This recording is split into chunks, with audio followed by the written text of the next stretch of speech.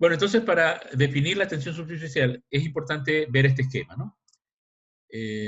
Tenemos un recipiente con agua, por supuesto un corte de este cuerpo, nos muestra aquí en la parte del seno del fluido, en el interior, que una partícula del agua está equilibrada porque sus vecinas están ejerciendo fuerzas de cohesión en todas las direcciones, de tal manera que la sumatoria de las fuerzas es cero. Pero no así en las moléculas de agua que están expuestas o en contacto con el aire. La sumatoria de fuerzas ya no es cero, quedando entonces una fuerza resultante que corresponde a la fuerza de cohesión con sus moléculas vecinas en los costados, que vendría a ser esa sumatoria de fuerzas, lo que daría lugar a la, a la película de agua que se forma allí en la parte superior, que mostraría una gran tensión superficial. Entonces, el efecto que tiene la tensión superficial es básicamente que esto hace que por optimización de energía, esas moléculas de agua tratan de ocupar la menor superficie posible, gracias a esas fuerzas de cohesión, a esas grandes fuerzas de cohesión.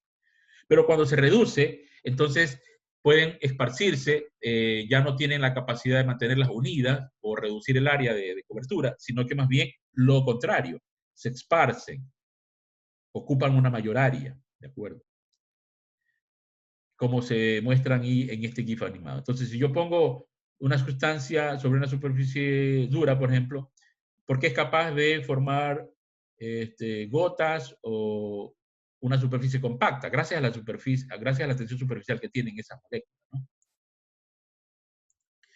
Entonces aquí ya en detalle podemos ver una cantidad de agua, agua pura, en la cual muestra que todas sus moléculas vecinas en la parte superior tienen una gran fuerza de cohesión. Pero cuando se rompen esas fuerzas de cohesión, hay unas moléculas que la rompen, ¿no? Que son los surfactantes. Por ejemplo, el agua con jabón, ¿no? El agua con jabón permite eso, romper esas cadenas y por lo tanto que se corran en una mayor área y se esparza esa superficie que vemos desde arriba, desde el aire. Esta disminución de la tensión superficial tiene muchas aplicaciones, muchas ventajas, como en el campo de la medicina, o como les conté yo en otra, en otro, en otra explicación, en otra lámina, el tema por ejemplo, cómo funciona eh, el, el tensoactivo, por ejemplo, en las superficies acuosas de las caras internas de las cavidades alveolares, cuando uno respira.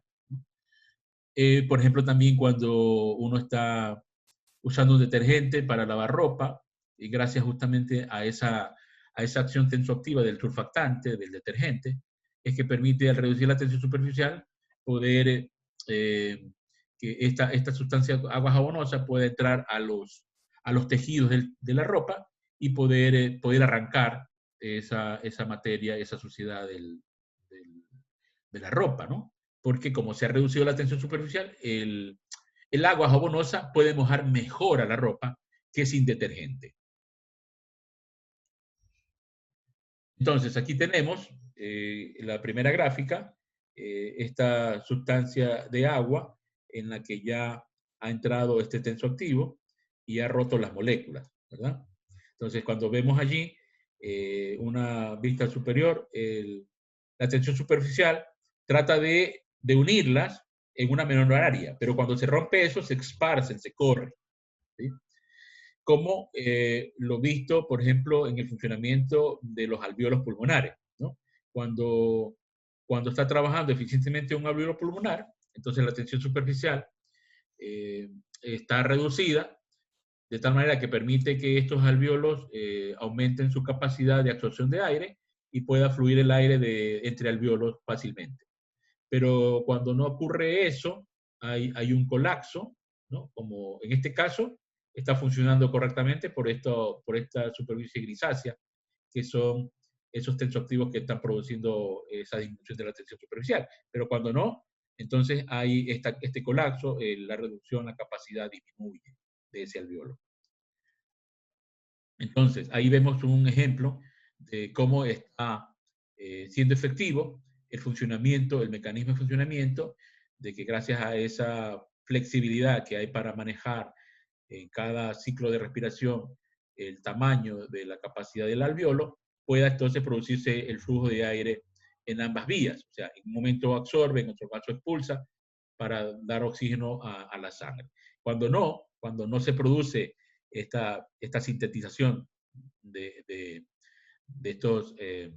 estas moléculas que están aquí tensoactivas, básicamente al aumentar la tensión superficial, solamente habría una dirección del flujo y eso indicaría que poco a poco va disminuyendo el volumen y en algún momento colapsa su capacidad de absorción de oxígeno.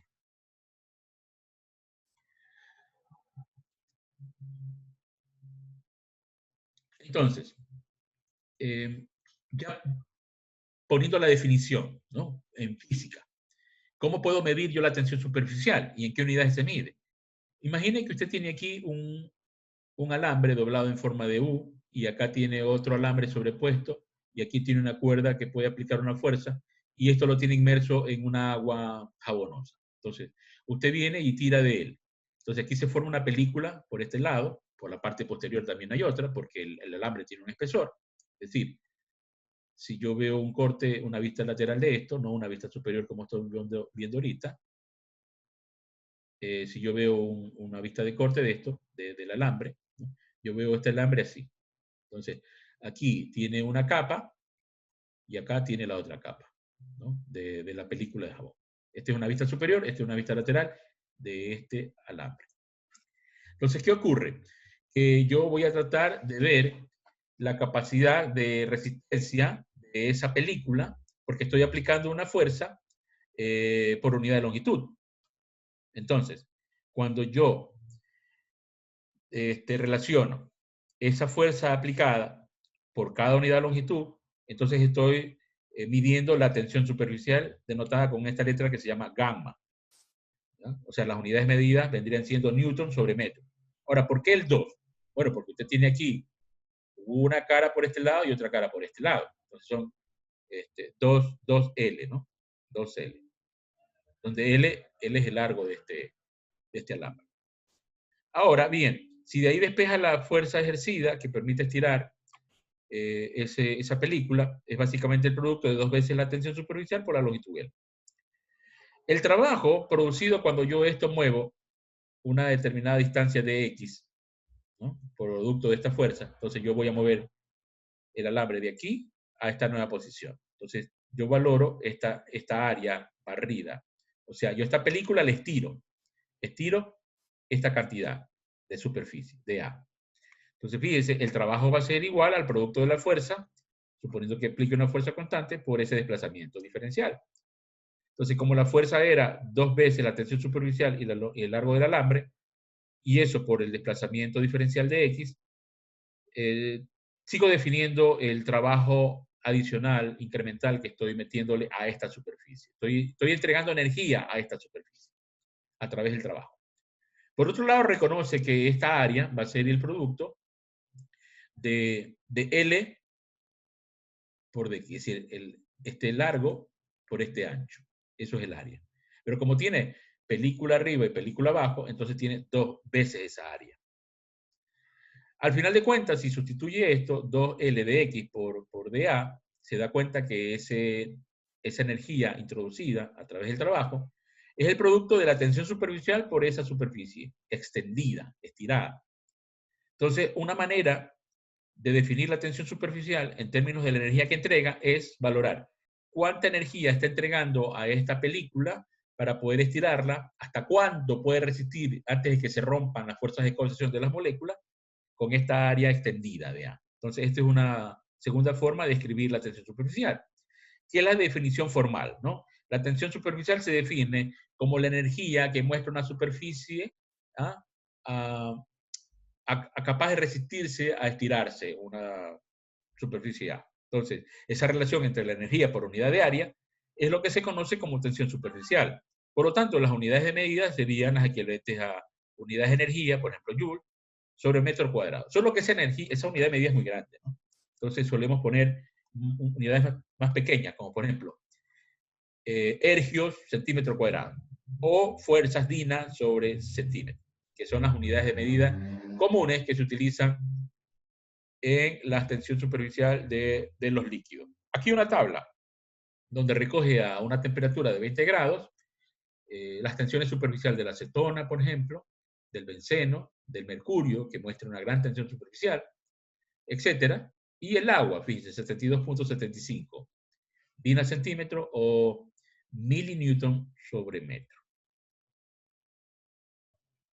Aquí en esta figura, nuevamente para cerrar ya, la explicación y la utilidad, ¿no? Por ejemplo, los insectos, como vimos también en el caso de la iguana que corría por encima de un lago, pueden hacerlo estos animales porque aprovechándose de la tensión superficial, ya dado que el peso de ellos puede ser soportado por esa tensión y por la posición de sus extremidades en sus patas, ellos pueden pues transportarse por esta película de agua sin hundirse, ¿no?